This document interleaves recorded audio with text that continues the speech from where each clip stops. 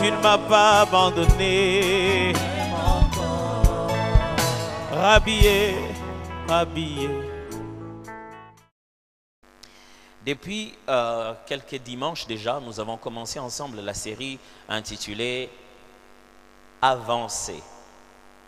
Nous avons basé ce thème-là sur le texte des Actes des Apôtres au premier chapitre. À partir du verset 11 déjà, on a commencé à étudier, verset 14, on a commencé à étudier cela jusqu'au Actes des Apôtres, chapitre 2, du premier jusqu'au 5e verset. Il est question là-bas de l'histoire des apôtres qui sont à la veille de la Pentecôte et qui doivent avancer. Ils se décident de choisir un autre apôtre pour remplacer Judas. Ils ont remplacé Judas et ils ont attendu jusqu'au 40e, 50e jour. La Pentecôte est arrivée. On a déjà passé plus de 3 dimanches déjà à expliquer ces textes et à sortir des leçons à l'intérieur. On a retenu 4 leçons essentielles tirées de ces circonstances de l'avancement de l'évangile par les apôtres. Ce point de départ où les apôtres ont décidé qu'on doit continuer ce que Jésus nous a laissé faire. On a tiré 4 leçons essentielles. Premièrement, nous sommes dit que l'apôtre Pierre nous a enseigné qu'il faut apprendre à faire un état des lieux. Pierre a expliqué d'où ils venaient et où est-ce qu'ils étaient. Et le dimanche passé, non seulement j'ai expliqué l'idée de l'état des lieux, j'ai aussi pris le temps de nous aider à se poser des questions pour faire son état des lieux. Sincèrement, je me posé cette question à l'Assemblée. Qui a eu pendant la semaine le temps de faire quand même son état des lieux? Que ce soit en réflexion ou en écrivant. Ok, fantastique. Pour ceux qui n'ont pas pu, je vous encourage encore. Réécoutez le message. Reprenez les questions qu'on s'est posées. Si vous ne faites pas ça, vous n'avancez pas. Dans la vie, si vous faites exactement les mêmes choses, ne vous attendez pas à un autre résultat. Peut-être que la raison pour laquelle vous revenez toujours au même résultat d'hier que vous n'aimez pas, c'est parce que vous ne voulez pas changer la façon de faire les choses. Faites au moins cette évaluation. Si elle est vraiment inutile, essayez de la faire. Parce que c'est seulement quand vous l'aurez fait que vous pourrez évaluer les résultats que cela peut apporter. Et nous avons aussi dit que non seulement que l'apôtre Pierre nous a montré faire un état de lieu, mais il a aussi appris à avoir un sens de la vision. Un sens de la vision. Et c'est de ça que je vais parler aujourd'hui. Chaque fois qu'on dit le mot vision, eh bien, il y a tellement d'explications et de façons de considérer cette expression ou ce mot simplement, vision. À nos jours, quand on dit vision, ceux qui sont dans le domaine du leadership s'en mêlent, ceux qui sont du domaine de l'entrepreneuriat, du management, on a des gens dans plusieurs domaines qui se mêlent du mot vision. Au point qu'aujourd'hui, quand vous dites vision, on a l'impression que ce n'est pas quelque chose qui est biblique.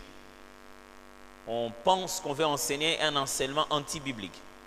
Ce que je veux apprendre avec vous aujourd'hui, c'est la vision comme la Bible l'enseigne. Lorsque la Bible utilise le mot vision, vous trouverez premièrement que ça signifie c'est que Dieu montre de manière surnaturelle à l'esprit ou aux yeux du corps. C'est ça la définition la plus simple quand vous trouvez le mot vision dans la Bible. C'est quelque chose que Dieu montre de manière surnaturelle à l'esprit de l'homme ou simplement à ses yeux. Quand je dis à l'esprit de l'homme, parce que Dieu peut montrer à quelqu'un une vision même quand il a les yeux physiques qui sont fermés. Mais quand je dis deux fois avec les yeux, parce que deux fois, on peut vivre ce qu'on appelle une apparition. Donc, vous voyez un ange physiquement avec ses yeux, dans un espace physiquement, une créature surnaturelle, céleste, avec ses yeux physiques.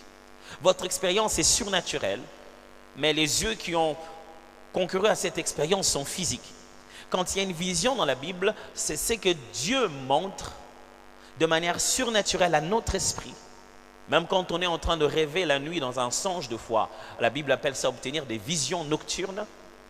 Et même quand on est physiquement là en train de marcher, de fois Dieu nous fait faire une expérience appelée une expérience surnaturelle. La Bible ne distingue pas toujours très bien un songe et une vision. Quand vous lisez bien la Bible, vous avez des fois des mots comme songe, vision et révélation qui se substituent. Par exemple, le Proverbe chapitre 29, vous le savez très bien, le verset 17-18. Le verset 18 le dit déjà, un peuple sans révélation est un peuple sans frein. Le mot qui est là-bas, c'est le mot vision. Un peuple sans vision prophétique. Un peuple sans vision prophétique. Ce texte-là est dans un contexte où l'homme de Proverbes est en train de donner des instructions d'éducation. Il commence d'abord à dire, verset 16, écoute, corrige ton fils en utilisant la verge. C'est lui qui corrige son fils, qui sait le réprimander, le corrige, le remet sur le droit chemin. Il n'aura pas de tristesse, il n'aura pas de problèmes dans l'avenir parce qu'il sait le corriger. En plein milieu de ces textes d'éducation familiale, paraît du coup ce texte qui dit, un peuple sans vision est un peuple sans fin. Heureux celui qui obéit aux lois de l'Éternel. Il est en train de dire, comme Israël, lorsque les prophètes ne parlaient pas, lorsque quelqu'un n'amenait pas la voix de Dieu, lorsque quelqu'un ne venait pas leur dire qu'est-ce que Dieu dit, ils étaient comme des enfants qui ne savent pas dans quelle direction aller. Et quand Dieu ne donnait pas de vision, ils pouvaient faire du n'importe quoi. Mais les seuls enfants d'Israël qui étaient bien éduqués étaient ceux qui considéraient la loi comme leur repère, comme leur fouet, comme leur source d'éducation. Et en réalité, lorsque la Bible est en train de parler donc de la vision, des fois elle utilise le mot vision dans le sens que je viens d'expliquer. Des fois elle utilise juste pour dire des idées, des imageries, des pensées qu'il y a dans la tête. La vision de la Bible s'adresse soit d'abord par un intermédiaire, un sens par l'intermédiaire d'un objet extérieur. Des fois, Dieu dans la Bible, comme dans Exode, utilise les buissons ardents. Moïse est là, il a une vision. Comme je vous l'ai dit, il ne le voit plus dans son esprit. C'est une affaire surnaturelle, mais ce n'est pas dans son esprit, c'est avec ses yeux physiques. Dieu, quand il donne une vision, des fois, il utilise un élément intermédiaire, donc quelque chose qui est dans la nature, mais à travers laquelle il met quelque chose de surnaturel. Il peut aussi se présenter uniquement à l'imagination, sans le concours de sens. C'est-à-dire, dans la tête, Dieu te donne juste une image. Il commence à te faire voir, à te faire imaginer, à faire pousser tes pensées vers des images. Mais aussi, cela peut arriver lorsque la vision s'adresse directement à notre intelligence. Ce n'est pas juste une image que tu vois, mais c'est un exercice de réflexion que Dieu te fait faire. Est-ce que vous êtes avec moi? Quand vous lisez la Bible, vous verrez que les visions de Dieu ne sont pas toujours données aux chrétiens ou au peuple avec l'alliance. Il y a des impies, des pécheurs, des peuples que Dieu a voulu détruire, mais Dieu leur a pourtant donné des visions. Il en a donné à Pharaon, il en a donné au roi babylonien. Dieu a donné des visions même à des gens qui étaient sans alliance avec lui. Parce que avoir des visions de Dieu ne sont pas un don spirituel, moins encore une marque d'approbation que vous lui appartenez pour la vie. Avoir une vision de Dieu est simplement l'expression du Créateur qui imprime dans l'esprit ou dans le cœur de sa créature quelle est la direction qu'il veut donner à l'humanité. Alors quand quelqu'un qui n'est pas chrétien vous dit qu'il a une vision, c'est normal. Quand quelqu'un qui n'est pas enfant de Dieu vous dit qu'il a une vision, c'est normal. Mais la vision dont moi je suis en train de vous parler ce matin, c'est la vision biblique. La vision de Dieu, de la manière divine. Comment Dieu communique en nous une vision. Pierre leur montre, regardez, nous venons d'ici. Les prophètes avaient déjà annoncé qu'un jour, voilà, Jésus devait mourir. Les prophètes avaient déjà annoncé qu'un jour on allait le trahir. Voilà, quelqu'un l'a trahi. Voilà, il n'est plus, il est mort. Mais nous devons avancer. Il dit, choisissez quelqu'un qui doit entrer dans l'apostolat avec nous, qui a été dès le début de l'histoire jusqu'à la croix et qui va continuer le travail avec nous dans les jours à venir. Il commence à leur faire montrer l'avenir, à leur dire, Jésus est venu avec une vision claire, nous devons la continuer. Une dame était à la fois aveugle et sourde. Mais elle fut la première dame aux États-Unis à faire de l'éducation universitaire. Elle a été la toute première personne avec handicap à finir l'université, malgré ses deux handicaps majeurs, sourd et aveugle. Elle a pourtant fini l'université. Elle ne voyait pas. Elle a dit une phrase, elle s'appelait Helen Keller. Elle a dit, la personne la plus pathétique au monde est celle qui a la vue, mais qui n'a pas de vision. La personne la plus pathétique au monde est celle qui a la vue, mais qui n'a pas de vision. Son message était de faire comprendre, je ne vois pas, mais j'ai une vision d'étudier et je l'ai accomplie. La vision dont je vous parle, ce n'est pas celle qu'on a avec les yeux ouverts, mais c'est la vision que même un aveugle peut avoir. Même un aveugle sans yeux peut avoir une vision de sa destinée et l'accomplir. Je ne vous parle pas d'ouvrir grandement les yeux, de regarder ce qu'il y a autour de vous et aller les répliquer. Je vous demande d'ouvrir carrément les yeux de votre cœur à l'intérieur et de découvrir ce que le Seigneur vous montre dedans et aller l'accomplir. Un jour, Dieu appelle Jérémie, il lui montre quelque chose. Il dit, qu'est-ce que tu as vu? Ce n'était pas dans le monde naturel. Il a dit, qu'est-ce que tu as vu? Jérémie explique ce qu'il a vu. Elle dit, là, tu as bien vu. Mes frères et sœurs, l'un des grands problèmes dans notre pays, c'est que le peuple manque de vision. Les gens n'ont pas de vision. Ils ne font que copier des illusions des autres. Ils ne font que les répliquer. Si vous ne faites qu'imiter, vous serez toujours limité. Et au fur et à mesure, les gens viennent à l'église, au fur et à mesure, les gens fréquentent les assemblées, c'est comme s'ils perdent même la vision de leur existence. C'est comme s'ils perdent même la vision de leur existence. Seigneur, aide cette église, aide notre pays, aide ce peuple à ne pas avoir comme vision rentrer en arrière. Il n'y a rien qui me fait mal quand quelqu'un me dit, ah, quand on était, un jour, on redeviendra ce qu'on était. On ne redeviendra jamais ce qu'on était. Quand on a été déformé, la solution, ce n'est pas réformer, c'est transformer. Jésus n'a jamais promis qu'il allait nous faire une reformation intellectuelle pour nous reprogrammer au jardin d'Éden. Il nous a promis qu'il allait nous faire une transformation profonde et nous préparer pour Jérusalem nouvelle. Il n'y aura plus de jardin d'Éden, il y aura la nouvelle Jérusalem. Quand un plan a été perturbé, Dieu ne vient pas ramener les gens derrière. Il vient leur préparer un avenir meilleur, rempli d'espérance. Un homme a connu une vision exceptionnelle. Et je vais me baser sur son histoire aujourd'hui pour tirer de manière allégorique les leçons nécessaires qui se répètent partout dans la Bible. Mais je préfère cette image pour garder le jour de la vision une bonne image. Je vais utiliser sa séquence, je vais utiliser sa rencontre, sa vision personnelle et faire de ces images des leçons importantes pour comprendre cette leçon d'ailleurs concernant la vision. Si vous êtes prêts, nous allons lire ensemble Actes des Apôtres chapitre 9, du 1er au 9e verset seulement, pour nous mettre dans le contexte. Cette séquence n'est pas que dans Actes chapitre 9, versets 1 à 9. Paul reprend cela dans ses épîtres. Il raconte encore lui-même ce qui lui était arrivé. Je parle ici de Paul. Oui, ici, il s'appelait encore Saul de Tarse. Cependant, Saul, respirant encore la menace et le meurtre contre les disciples du Seigneur, se rendit chez le souverain sacrificateur et lui demanda des lettres pour les synagogues de Damas, afin que s'il trouvait des participants de la nouvelle doctrine, hommes ou femmes, il les amena liés à Jérusalem. Comme il était en chemin et qu'il approchait de Damas, tout à coup, une lumière venant du ciel resplendit autour de lui.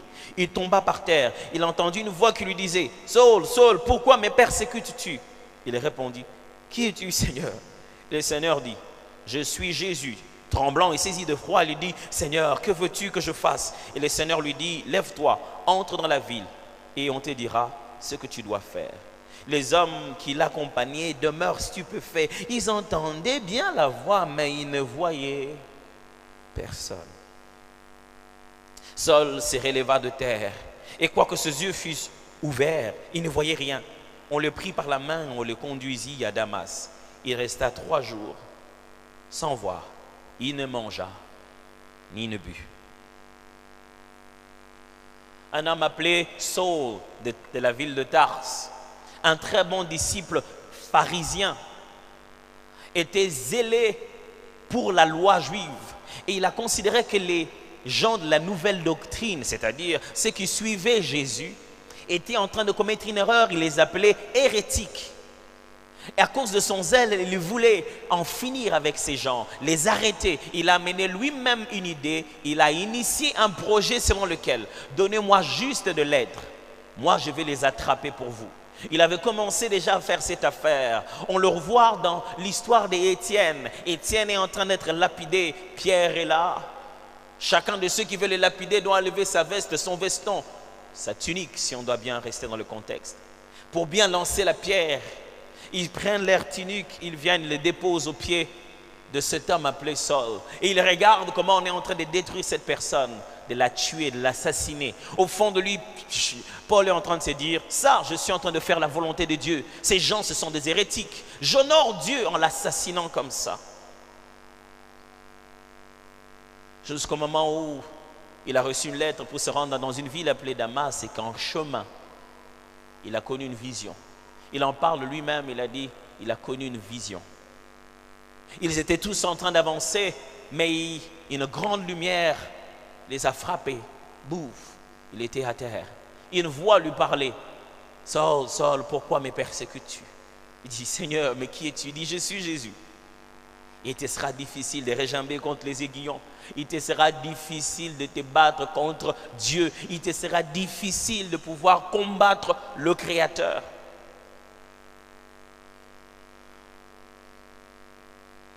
Après, il lui parle. Il dit, j'ai des projets pour toi. J'ai quelque chose à faire avec toi. Au moment où Jésus lui fait sentir qui il est, quand il se réveille, il se lève à terre et ne peut plus voir. La lumière l'a ébloui, il est devenu aveugle. Ses amis avaient entendu la voix, mais ils ne savent pas c'était quoi, quelle est cette expérience qu'il a connue. Cette petite séquence avec Paul peut bien nous enseigner cette leçon essentielle sur la vision divine ou la vision de la vie selon Dieu. Une vision biblique, premièrement, est basée sur la personne de Dieu. Une vision biblique est basée sur la personne de Dieu. Avoir une vision pour votre entreprise, c'est fantastique. Pour vos enfants, c'est fantastique. Mais souvenez-vous, quand je commençais cet enseignement, je n'ai pas cessé de nous rappeler que le but ultime pour lequel nous sommes sur la terre, c'est pour la gloire de Dieu. Et quand vous voulez avoir une vision biblique, elle doit être basée sur la personne de Dieu. Qu'est-ce que tu veux dire, pasteur? Je veux dire ceci. Tu ne peux rien voir comme il faut si tu n'as pas encore vu Dieu. Je répète, tu ne peux rien voir comme il faut si tu n'as pas encore vu Dieu. Pasteur, est-ce qu'on peut voir Dieu? Je ne parle pas avec ses yeux, je parle d'avoir cette relation avec Dieu. Si tu n'as pas encore vu Dieu, tu peux croire que Goliath est grand. Or, si tu as déjà vu Dieu, tu sauras que Dieu est beaucoup plus grand que lui. Et ceux d'Israël qui n'avaient pas encore vu Dieu, quand ils voyaient Goliath, ils tremblaient. Mais quand David est arrivé, il avait une autre vision de la circonstance. Il lui a dit, c'est qui cet incirconcis qui insulte le Dieu d'Israël? Il le voyait pétu parce que lui, il a déjà vu Dieu. Le problème que nous avons dans notre vie, c'est que nous voyons que nos problèmes, nos difficultés, les échecs des hommes, c'est que les autres rencontrent de nous, c'est que notre famille a déjà fait. Nous regardons nos origines, notre couleur de peau, notre diplôme d'état. Est-ce que vous avez déjà vu Dieu? Dieu, il est le repère de tout ce qui existe. Voyez d'abord les créateurs avant de voir les créatures. Sinon vous risquez d'adorer une créature parce que vous n'avez jamais encore vu le créateur. Voyez d'abord Dieu avant de voir votre oncle. Vous saurez que votre vie n'est pas entre ses mains. Voyez d'abord Dieu avant de demander le marché, s'il est de quelle manière. Vous saurez que ça n'a rien à voir avec le marché. Voyez d'abord Dieu avant d'aller en Chine. Vous saurez qu'il y a de bonnes choses à acheter et les gens s'enrichissent de la même Chine là. Le problème, c'est que les gens ne rencontrent pas le Seigneur lui-même. Ils rencontrent les prophètes, ils rencontrent les églises, ils rencontrent les habitudes, mais ils ne veulent pas faire une rencontre de transformation personnelle avec Dieu. Si vous ne voyez pas Dieu, vous ne voyez pas bien. Je vais répéter ça. Si vous ne voyez pas Dieu, vous ne voyez pas bien.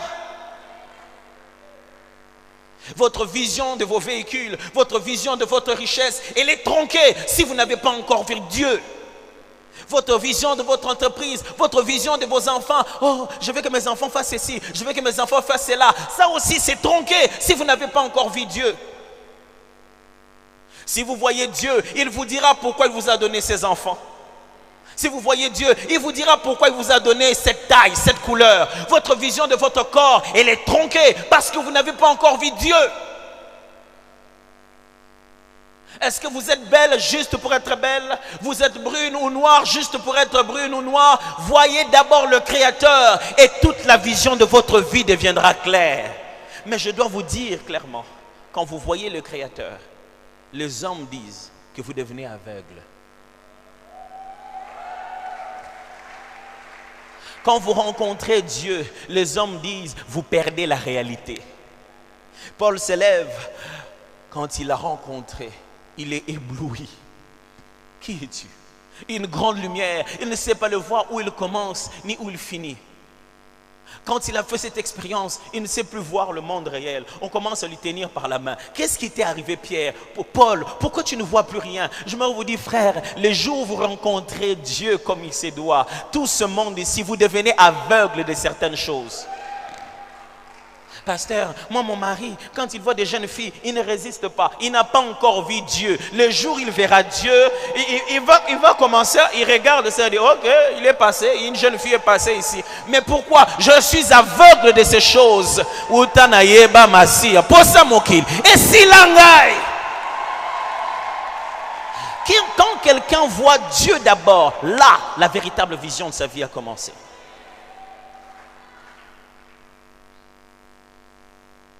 Est-ce que vous avez une vision dans votre vie? Ce n'est pas à force d'avoir lu des livres.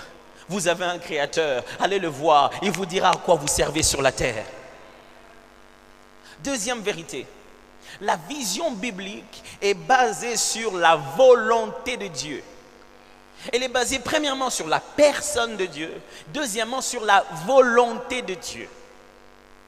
Si vous voulez avoir une vision dans la vie, ça doit être ce que Dieu veut. J'aimerais vous dire une chose sur la volonté de Dieu. Mes frères et sœurs, sachez bien. Volonté de Dieu ne signifie pas canaille. Parce qu'il y a quelque chose dans la tête des chrétiens aujourd'hui qu'on dit, ah, c'est seulement la volonté de Dieu. Ça signifie quelque chose que eux ils ne veulent pas, que Dieu leur impose. Dieu n'a rien à t'imposer. Si vous n'avez jamais connu la volonté de Dieu, je veux vous le dire aujourd'hui. Préparez-vous, comme ça c'est fini cette affaire de je cherche la volonté de Dieu, c'est terminé. Je connais les projets que je formais pour toi. Projets de bonheur et non de malheur pour te donner de l'espérance. La volonté du Père est que quiconque voit le Fils croit en lui. Qu'il ait la vie éternelle et je le ressusciterai au dernier jour. Qu'est-ce que vous voulez savoir encore? Si votre vision n'est que ce que vous voulez, vous allez souffrir. Ça ne s'appelle que de l'ambition. L'ambition, c'est imaginer quelque chose de bien demain et faire tous les moyens possibles pour l'atteindre. Moi, un jour, il faut que j'aille en Europe. Moi, un jour, il faut que j'aille en Europe. Moi, un jour, il faut que j'aille en Europe. Tu es prêt à payer des visas, à chercher des gens, à payer 4 000 $ pour un visa qui coûte 60 €. Quand tu commences à utiliser tes propres moyens pour accomplir une vision, ce n'est pas la vision de Dieu. La vision de Dieu vient avec la provision de Dieu. Si c'est lui qui l'a dit, il le fera. Si vous êtes dans la volonté de Dieu, les choses vont couler de soi. Mes frères, ne tirez pas Dieu dans votre volonté. Laissez-vous faire par la volonté de Dieu. Vous savez, les problèmes que les chrétiens aujourd'hui, pasteur, la volonté de Dieu, c'est très difficile à connaître. Si tu ne me connais pas, tu ne sauras pas ce que je veux. Mais si tu es ma femme, tu sais bien ce que je veux. Tu sais que quand je ris, est-ce que j'ai vraiment ri pour rire ou je ris parce que je suis fâché? Vous n'allez pas découvrir la volonté d'une personne sans une relation appropriée. C'est parce que vous ne connaissez pas Dieu que vous avez l'impression que sa volonté est bizarre. La vision divine, la vision qui vient de Dieu est basée sur la volonté de Dieu. J'aimerais vous dire, Dieu est suffisamment expérimenté. Faites-lui confiance. La vision qui vient de Dieu, c'est voir les choses avec les yeux de Dieu. Vous devenez un visionnaire quand vous pouvez prendre les yeux de Dieu et regarder les choses. Oh mon Dieu. Il n'y a rien qui me fait mal de nos jours dans cette génération. Dans cette génération où les gens, quand ils veulent chercher la volonté de Dieu, tout ce qu'ils sont en train de demander, c'est une prophétie, c'est un message, c'est une information céleste ou spirituelle. Quand on lui dit, Dieu a dit ceci, alors il base toute sa vie sur cette petite information. Je vais vous donner un exemple. Imaginez que vous êtes Jésus et que Dieu vous dit que Judas va vous trahir. Vous faites quoi? Vous l'enlevez de la liste des disciples, des apôtres. Non, que je suis un prophète, je dis Jésus, tu vois Judas là, il te trahira. Judas, il faut comme mailler les naïrs. Il faut devenir très intelligent avec ces gars. Il faut le surveiller de près. Judas, je ne veux plus te voir. Mais si vous connaissez la volonté de Dieu, vous saurez que Judas va vous trahir pour accomplir la volonté de Dieu. Quand vous n'avez pas la volonté de Dieu, la prophétie va vous détruire. Le problème, c'est que les gens ne veulent pas savoir la volonté de Dieu. Ils veulent placer leur volonté et forcer Dieu au fur et à mesure à croire à ce qu'ils veulent. Vous savez, des fois, les gens disent, Dieu m'a dit, mais Dieu ne leur a rien dit. C'est eux qui ont tellement dit à Dieu. Mais comme Dieu ne disait rien, ils ont commencé à croire que ce qu'il disait, c'est ce que Dieu dit. Ils n'ont entendu que l'écho de leur propre voix dans le silence de Dieu. Et ils sortent en disant, Dieu m'a dit. Vous savez, quand Dieu vous a dit, il ne vous dit pas qu'à vous. Il dit à tous les éléments de la terre et du ciel. Et quand vous allez, tout vous obéit parce que vous avez l'ordre de mission de Dieu. La volonté de Dieu est la clé de la destinée. Partout où vous allez, vous ouvrez sans effort parce que Dieu le veut comme ça. Troisièmement, une vision divine. Et unique et personnel. Unique et personnel. Paul, non seulement qu'il a vu le Seigneur, la lumière de sa splendeur. Deuxièmement, le Seigneur lui a dit ce que lui il veut. Paul, je ne t'ai pas créé pour aller chasser les chrétiens. J'ai un autre programme avec toi. Il lui a dit sa volonté.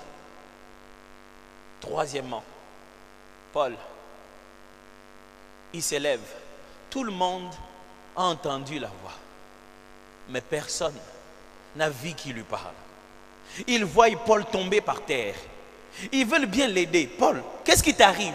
Mais ils ne savent pas entrer dans l'expérience unique et personnelle que Paul est en train de vivre. On a entendu, mais c'était qui? C'est quoi? Je m'imagine Paul se lève et dit, je ne vois plus. Et ça va, j'étais Paul. Pourquoi nous on était là, on continue à voir, mais toi tu es là, tu ne vois plus? Parce que quand une vision de Dieu vous arrive, elle est personnelle, mes frères. Personne ne peut ressentir, comprendre les choses que Dieu a mis dans votre vision.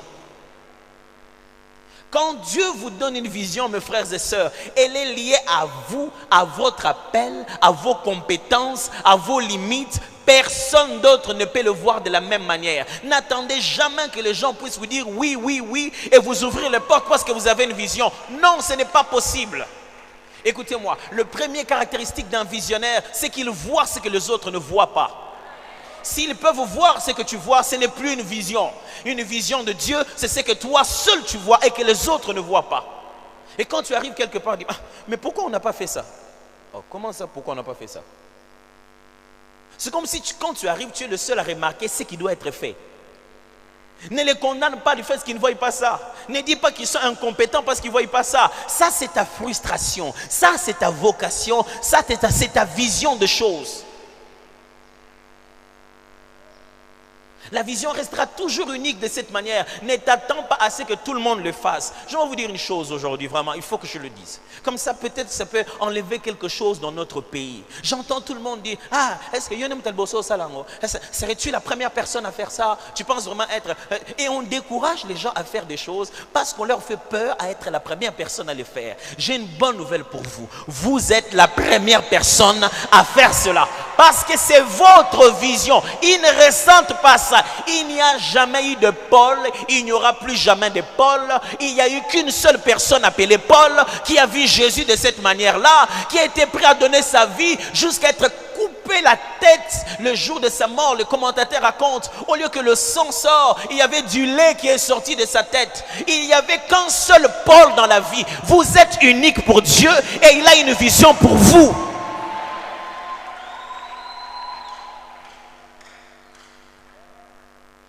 Mais pasteur, est-ce que vous ne voyez pas tout ce qui se passe dans le pays? Est-ce que vous ne voyez pas tout ce qui se passe dans le marché? Est-ce que vous ne voyez pas tout ce qui se passe dans le monde? Est-ce que vous ne voyez pas tout ce qui se passe dans ma famille? Est-ce que vous ne voyez pas toutes ces choses-là? Moi, je vois ce qui se passe dans le ciel. Parce que ma raison de vivre, c'est que ta volonté soit faite sur la terre comme au ciel. Une vision divine, une vision biblique est unique et personnelle. Il n'y a pas de copie à ça. Il n'y a pas de copie à ça. Sachez bien que vous n'êtes pas une copie. Même si vous vendez les beignets comme l'autre voisine vend les beignets, vos beignets sont uniques et personnels. Ne vous dites pas, ah non, je vends juste les beignets. Non, non, non. Vendez les beignets avec votre vision des choses.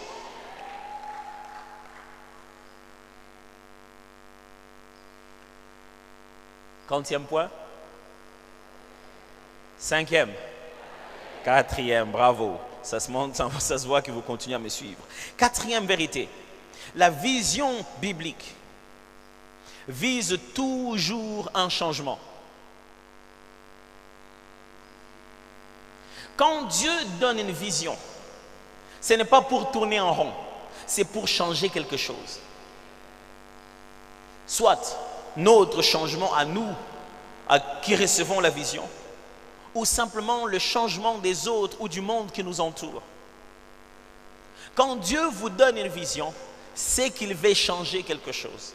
Je ne peux pas avoir une vision du statu quo du monde.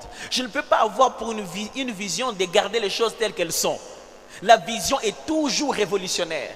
Elle vient toujours pour changer quelque chose. Alors si on est en train de vous condamner de vouloir changer les choses, c'est que vous avez une vision. Celui qui n'est pas visionnaire n'inquiète personne. Quand un visionnaire arrive, les amoureux des statu quo commencent à être inquiétés. Pourquoi il veut changer ça comme ça? Parce qu'il a une vision. Quand Dieu donne une vision, c'est pour un changement. Il regarde Pierre, il regarde Paul, il dit, ok, moi j'ai une façon de faire les choses. Le Paul qu'on pensait qui était en train de poursuivre les disciples de Jésus et les mettre par terre, les tuer, les livrer. Changement total. C'est lui qui est en train de prêcher les gens que Jésus est ressuscité, que vous devez croire en Jésus. Mais c'est quoi cette affaire? Quelle est cette nouvelle vision de la vie que tu as? Paul, toi tu es anti-Jésus. Dis non. Quand j'ai eu une vision, j'ai changé totalement. Je suis devenu totalement ce qu'il veut. Quand vous me dites que vous avez une vision, j'ai une question à vous poser. Vous allez changer quoi?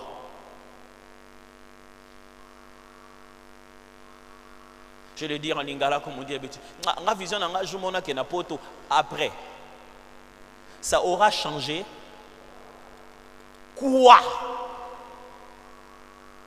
Ou qu'il y ait des familles qui regrettent d'avoir vendu la parcelle, vendu la voiture pour envoyer un enfant en Europe. Ça a changé quoi? Montre-moi ta vision, je te demanderai qu'est-ce que tu vas changer. Si la vision ne te change pas, et si la vision ne devient pas un instrument par lequel tu apportes un changement, il est possible que ce ne soit pas une vision divine. N'est pas pour vision de détruire les gens. Moi je me dis toujours, un jour il va voir, s'il va voir, Dieu le fera voir à sa manière. Ne concentre pas tes énergies à la destruction. Qu'est-ce que tu vas changer? Je parle d'un changement positif ici. Qu'est-ce que tu vas faire avancer? Je vais demander aux dames de faire un exercice très simple. Ne le faites pas ici à l'église, je ne vais pas avoir de problème. Mais quand vous serez rentré à la maison, demandez à votre mari. Mettez mon nom avant, peut-être ça peut le calmer. Dites-lui, pasteur avait dit que je te demande, quelle est ta vision de notre famille? Les couples sont devenus des cimetières. L'endroit où on enterre les rêves des femmes. Les couples sont devenus des lieux où, si une personne avait... Non, je ne parle pas de couples d'ici, je parle de loin, là-bas, là-bas.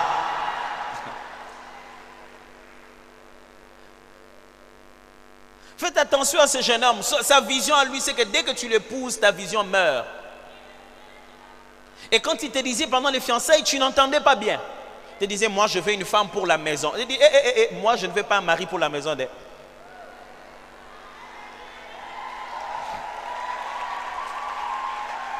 Très cher papa, vous nous amenez où? Vous imaginez, un jeune homme rencontre une jeune fille, dit, bon, j'aimerais juste toi et moi que nous puissions commencer à regarder la vie, on va voir ce qui va se passer demain. Il dit, non, regarde chez vous, moi aussi je regarde chez nous. Quand on aura vu ce qui se passe demain, alors on pourra se marier. Très jeune, très cher frère, jeune, vous fiancés, une femme ne va pas épouser juste de l'argent et des moyens. Une femme va épouser une vision de la vie. Quand ma femme et moi, on était fiancés, on travaillait, jusqu'à aujourd'hui d'ailleurs, on continue à travailler au même endroit. J'étais coordonnateur adjoint, et à un moment aussi, je travaillais pour l'aider quelquefois à faire quelques calculs financiers. Elle était caissière. C'est-à-dire que quand Papa Blaise nous payait, le pasteur Blaise nous payait, elle savait combien moi j'avais et combien elle avait. Donc, ce n'est pas comme si j'avais de l'argent que je cache quelque part avec lequel je vais l'intimider. Quand on finit une production, on nous paye un $10. Papa Blaise venait équitablement nous partager chacun son 1. Elle savait que j'avais $1. Quand je disais, je vais t'accompagner, elle habitait cité Maman Mobutu chez son frère grand frère. Moi, j'habitais notre garçonnière à Limete. Donc, où que ce soit que nous ayons fait des productions, j'allais à Limete en passant par cité Pumbo. Vous voyez, il n'y a pas de bus qui font cet itinéraire, vous avez tout compris. Et le temps d'arriver chez nous à la maison, un jour d'ailleurs, je suis allé l'accompagner, je l'ai déposé, j'ai pris un taxi. Et puis elle a essayé de m'appeler, ça n'arrivait pas. Jusqu'à tard, je l'appelle. Il me dit, mais qu'est-ce qu'il y a? Qu'est-ce qui s'est passé? J'ai dit, en chemin, je me suis endormi. Pendant que je dormais, mon voisin dans le taxi, il a pris mon téléphone. Avant de vous investir, soyez sûr, parce que ce sont des frais non remboursables. Et donc, moi, on me vole le téléphone comme ça, et puis après, elle dit non. Ah!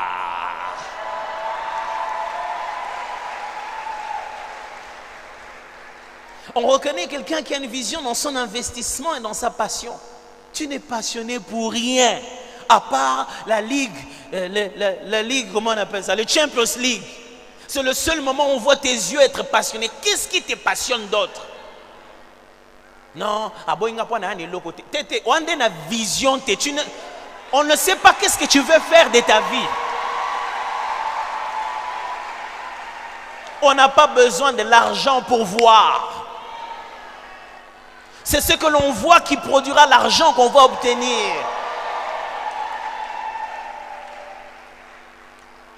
Cinquième point.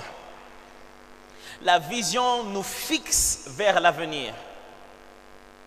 Je disais tout à l'heure, la vision vise toujours un changement, comme je l'ai dit. Et puis après, la vision fixe vers l'avenir. Ce que Dieu disait à Paul, c'était un changement total. Paul, maintenant, pour la première fois, je veux prendre un opposant et je vais en faire un serviteur. Les choses ont changé dans le milieu des apôtres. Il s'est demandé, lui, est-ce qu'il n'est pas venu pour nous? Au début, et on avait du mal à communier avec Paul. Quand il arrivait, on dit, est-ce qu'il n'est pas venu pour nous écouter? À la fin, il ne va pas nous attraper. Quelque chose a changé complètement dans la mission apostolique. Il y a un homme qui commençait à prêcher que les païens. Mais il n'y avait pas que ça. La vision nous fixe vers l'avenir. Dieu n'est pas venu à dire à Paul, Paul, tu te souviens d'Étienne? Paul, Étienne, tu te souviens de ce que tu as fait? Dieu ne l'a pas rencontré pour commencer à lui faire une liste des bêtises qu'il a fait. Vous ne pouvez pas avoir pour vision de reculer. Vous ne pouvez pas avoir pour vision la meilleure chose que vous avez fait dans le passé. Je suis très scandalisé quand j'entends les gens dire, oh non, il faut que ce pays rentre comme il était avant. Oh, qu'on redevienne à Kinshasa de Banaléo. On ne reviendra plus jamais à ça. Mais quelle est la vision de notre avenir? C'est ça le grand problème. On ne fera plus jamais d'efforts qui nous ramènent dans le passé. Tu ne reviendras plus à 16 ans. Tu ne reviendras plus à 13 ans. La question ici, c'est tu vas où? Tu ne peux pas avoir pour vision d'essayer de rattraper ton passé. Ça ne sert à rien. Le passé ne fait pas la course de la vie. Je vais vous répéter ça. Le passé ne fait pas la course de la vie. Quand on se prépare pour avancer, le passé ne se met pas là-bas pour courir avec nous. Il est resté derrière. La vision de Dieu n'est pas de nous ramener dans l'histoire. Les choses ne reviendront plus comme à l'époque des apôtres. Je ne suis pas dupe. Je ne m'imagine pas que le christianisme, ça reviendra comme à notre époque où on faisait ceci. Non, le but de Dieu, ce n'est pas celui-là. Oh, on reviendra comme à l'époque des apôtres. On ne reviendra pas comme à l'époque des apôtres. Impossible. On ne vise pas à revenir comme au temps de Paul, comme au temps de Pierre. Non, on vise Jérusalem nouvelle, comme ce jour qu'il nous a promis. Jésus ne nous a pas promis que nous reviendrons comme en son temps. Never. Il nous a promis qu'il reviendra. Et quand il reviendra, il nous a déjà prévenu que le monde va s'abîmer complètement. Comment vous avez comme vision pour vos enfants de vivre comme vous étiez? Moi, ma vision pour mes enfants, comme moi j'ai manqué la médecine, qu'ils entrent dans une université comme la nôtre. Tu sais comment ton université est devenue aujourd'hui? Tu es déjà allé là-bas? Tu es déjà allé dans ton université que tu aimais? Nous, à l'époque, on a étudié à l'Uvanium. Tu es déjà allé à l'Uvanium ces derniers temps? Il y a beaucoup de choses qui sont passées, qui ne sont plus à l'Uvanium. C'est seulement Nium qui est resté. Pas parce qu'il n'y a pas de personnel, parce qu'il n'y a pas de gens intelligents. Parce qu'il y a tellement de demandes. Il y a tellement de jeunes qui veulent apprendre. Il y a tellement... les salles sont bombées. Il y a une demande très forte qu'on ne sait pas organiser toute cette grande foule. Tous les jours, j'ai pitié de ça, je regarde. Autant de gens qui veulent devenir des médecins. Autant de gens qui veulent devenir des hommes de droit. Quelle est ta vision? Tu veux ramener les gens derrière? La vision, c'est pour nous fixer en avant. C'est pour nous fixer devant. La vision, ce n'est pas pour faire du déjà fait. C'est pour faire du jamais fait. Sixième, la vision biblique établit notre standard de vie. Désormais, on vit avec un standard. On fait les choses en sachant ce que Dieu nous a montré. On fait, quand vous voyez quelqu'un poser des gestes, il vise en excellence, il a une façon de faire. Quand une chose ne remplit pas certains critères, il ne les fait pas, il a une vision, il sait où il va. Vous ne verrez pas quelqu'un venir à l'université, il s'attend à devenir assistant, chef de travaux et devenir demain professeur de l'université et se contenter de 50%. Non. C'est déjà à la base, la manière dont il répond à ses examens, la manière dont il étudie, qu'il est en train de bâtir le professeur d'université qu'il va devenir. Et qu'est-ce qui dicte son standard de pourcentage? C'est sa vision. La vision détermine le standard de tes amis, les standards des milieux que tu fréquentes, les standards des livres que tu lis, les standards de films que tu regardes, les standards des milieux que tu fréquentes, parce que tu as une vision. Tu ne peux pas devenir un ami du poisson pendant que tu vises à voler dans les hauteurs. Le poisson t'amènera que dans les profondeurs. Ce n'est que l'oiseau qui t'apprendra comment voler. Quand je regarde avec qui tu es, quand je regarde les genres de choses que tu fais, quand je regarde les... Vous savez, on demande des fois des choses à des gens. Vous le demandez pendant 10 minutes. Est-ce que tu peux me parler de telle chose? Ou pendant l'interview, tu lui dis, tu lui parles. Mais tu l'écoutes, tu te dis, est-ce que ces jeunes hommes s'étaient-ils préparés qu'un jour, il va devoir faire ça?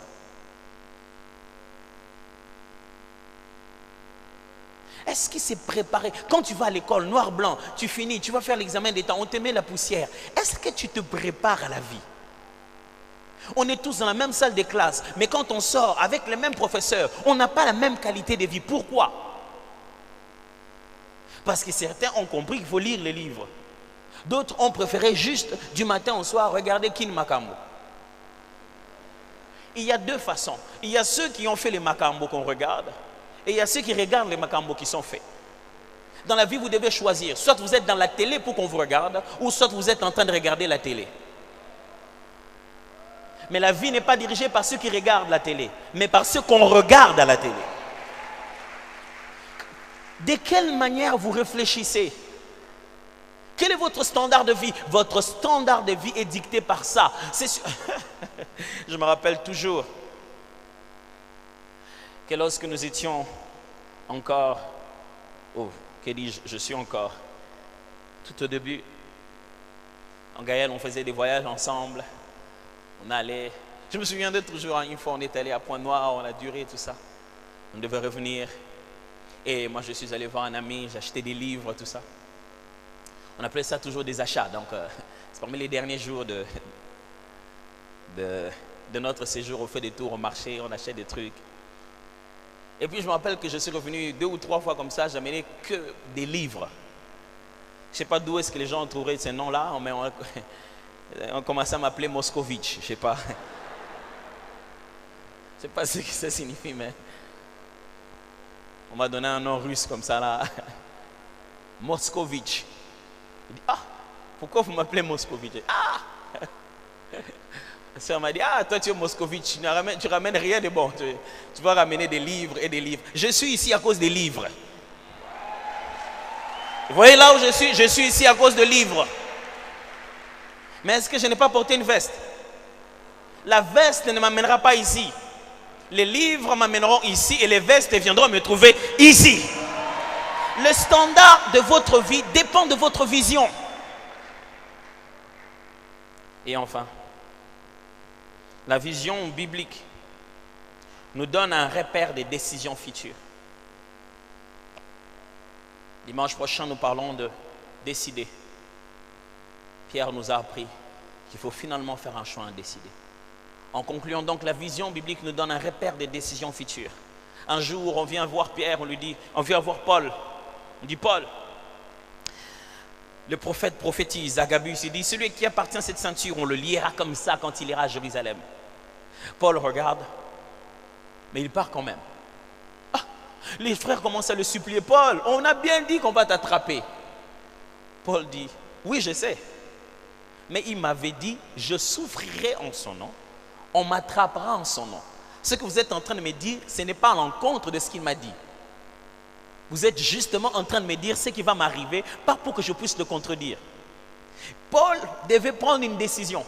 Je pars ou je ne pars pas. Vous savez, si vous n'avez pas de vision, comme je le disais tout à l'heure, les prophéties vont vous perdre. Le prophète lui a juste dit, j'ai vu qu'on t'a attrapé. Il ne lui a pas dit, Dieu dit, ne pars pas. La vision, c'est le moment où Dieu nous a déjà dit les choses. Pour que le jour où on entend encore, on ait une orientation claire et précise. La vision, c'est déjà le moment où Dieu nous a commencé à placer en nous-mêmes ces sentiments-là. Le jour où quelqu'un vient nous le dire, on dit, j'avais déjà ça dans la vie.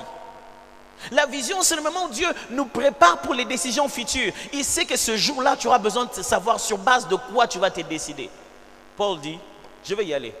Tout le monde s'est mis à pleurer. Paul, pourquoi tu vas faire une chose pareille? Paul, vraiment, on t'a déjà dit qu'on va t'attraper. Il dit, je vais y aller. J'imagine si c'était des Congolais. Ils allaient dire à Jésus, Jésus, je ne vois pas pourquoi tu gardes ces Judas ici. Cet homme te fera du mal. Je veux le garder. C'est son mal qui m'amènera dans la vision que j'ai dans la vie. Quand on disait à Paul, on te fera mal, il dit, ce mal-là, c'est pour ça que je suis appelé. J'ai toujours prêché pour ça. C'est le jour où on vient, on attrape Paul. Dieu ne disait rien. On attrape Paul, on prend Paul, on met Paul dans la prison. Quand il arrive dans la prison, alors Dieu vient lui parler, il dit, n'aie pas peur. Tu vas aller témoigner en mon nom devant César là-bas. Ah. Donc Dieu était dans le plan qu'on m'attrape. Mais il n'a pas voulu me dire, il n'a pas voulu que je dise, oh Dieu, pourquoi tu ne m'as pas montré qu'on m'a attrapé? Je t'ai montré qu'on va t'attraper. Et c'est prévu qu'on doit t'attraper. Décide-toi. Certaines décisions dans la vie qui nous deviennent difficiles. Avec qui je vais me marier? Quelles études je veux faire? Ça devient difficile parce qu'on n'a jamais capturé la vision de notre existence. Et le jour où on arrive à ces niveaux-là, on ne sait pas sur base de quoi c'est décidé. Quand j'étais tout petit, on allait généralement acheter des médicaments dans une pharmacie qui était dirigée par un grand frère du quartier. Et lui, il s'appelait Bibiche. Et sa femme s'appelait Blaise. Vous pouvez déjà imaginer que très souvent, lui, on l'appelait Blaise et sa femme, on l'appelait Bibiche. Parce qu'on ne pouvait pas imaginer que c'était comme ça leur nom. Cet homme était devenu si spécialiste en vente de produits pharmaceutiques que des fois, les gens n'allaient pas à l'hôpital et allaient directement le voir. Il dit, j'ai ça comme symptôme. Et il donnait les médicaments. Et on était guéris. Il n'a jamais fait médecine. Jamais fait pharmaceutique ou quoi. Il a juste fait l'économie. Combien de gens ont fini les études qui ne sont pas dans leur vision? Parce que le jour où il fallait décider quelles études faire, ils n'avaient pas de vision. Ils ne savaient pas où ils allaient. Dans la vie, ne passez pas votre temps à vouloir combler d'abord vos points faibles. Je ne parle pas de faiblesse de caractère, mais de compétences. Dans la vie, prenez plus de temps à renforcer vos points forts. On ne vous payera pas pour vos faiblesses, on vous payera pour vos forces. Si vous aimez déjà la pharmacie, alors étudiez la pharmacologie. Ayez un diplôme dans ce qui est déjà un réflexe en vous. Ne cherchez pas à faire quelque chose pour lequel vous serez toujours moyen. Apprendre le droit pour lequel vous n'irez jamais au barreau. Il y a des gens qui ont pris le droit et tout le jour ils sont dans l'avion en train d'aller à Dubaï. Concentrez-vous sur ce qui est véritablement votre vision et non votre complexe.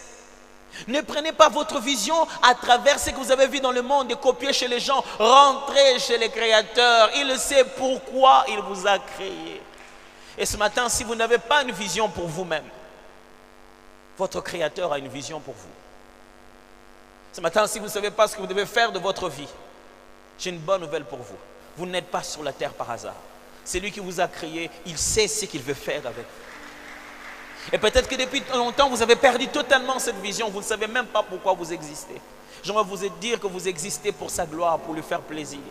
Et toutes les fois où vous avez commis un péché, où vous avez vécu sans lui faire appel, et vous avez dirigé votre vie comme vous vouliez, j'aimerais juste vous dire qu'il n'a plus rien à faire avec ça. Il a une vision. Il ne veut pas vous rappeler quand Étienne était mort. Lui, il veut vous dire ce que vous devez faire avec lui.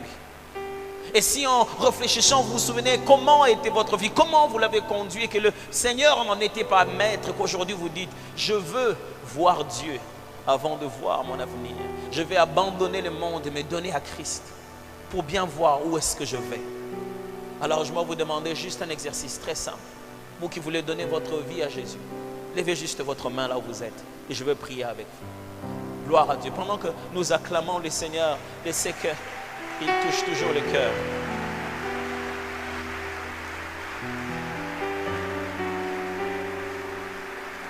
Vous qui avez levé les mains, est-ce que vous pouvez vous lever s'il vous plaît? Nous allons continuer à acclamer le Seigneur de ce que vous avez pris une bonne décision. Voilà, c'est fantastique, c'est très bien. Dieu vous bénisse. Vous avez bien fait. Gloire à Dieu. Aujourd'hui, il y a un sens nouveau à votre vie. Il y a une vision pour vous. Votre Créateur avait un but. Il ne vous a pas envoyé vous chercher. Il n'a pas envoyé que vous puissiez vous débrouiller par vous-même. Il a un plan. Et nous allons baisser nos têtes ensemble en prière, y compris les bien-aimés qui se sont levés. Vous, les frères et sœurs qui êtes levés, j'aimerais vous demander de prendre votre main droite et de la mettre sur votre cœur pour que je me rassure que vous m'entendez clairement. Votre main droite sur votre cœur. Et répétez après moi cette prière. Seigneur Jésus, aujourd'hui je décide d'abandonner mon ancienne vie. Aujourd'hui je décide de te donner ma vie. Je crois en toi Jésus. Deviens mon Seigneur. Deviens mon Sauveur. Devant les hommes, devant Dieu, devant les anges, je décide, Jésus est mon Seigneur. J'ai dit non au monde. J'ai dit non au diable. J'ai dit oui à Jésus.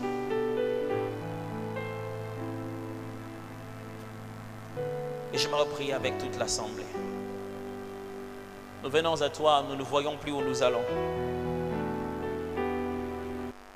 Toi qui nous connais vraiment, ouvre les yeux de nos cœurs. Pour que nous te voyions toi avant de voir quoi que ce soit. Qu'après t'avoir vu, nous devenons plus conscients de où nous allons.